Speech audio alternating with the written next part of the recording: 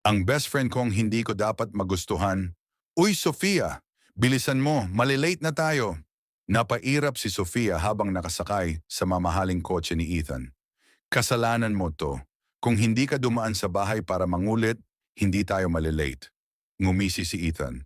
Concerned lang ako sa best friend ko. Concerned? Alas 6 ka pa kumatok sa bahay namin. Tumawa si Ethan habang nagmamaneho. Matagal nang magkaibigan ang dalawa. Magkatabi sila nung high school at simula noon ay hindi na sila mapaghiwalay. Pero may isang problema. Habang tumatagal, napapansin ni Sofia na iba na ang nararamdaman niya. Hindi na simpleng pagkakaibigan at ayaw niya iyon. Dahil para sa kanya, imposibleng magkagusto ang isang tulad niya sa isang tulad ni Ethan Villanueva. Mayaman si Ethan. Simple lang siya. At higit sa lahat, best friend niya ito. Pagdating nila sa campus, agad silang sinalubong ni Mia. Ayan na ang paborito kong love team. Shh!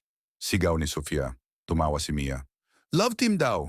Tingnan mo nga kung paano katitigan ni Ethan. Napalingon si Sofia. Eksaktong nakatingin nga si Ethan sa kanya.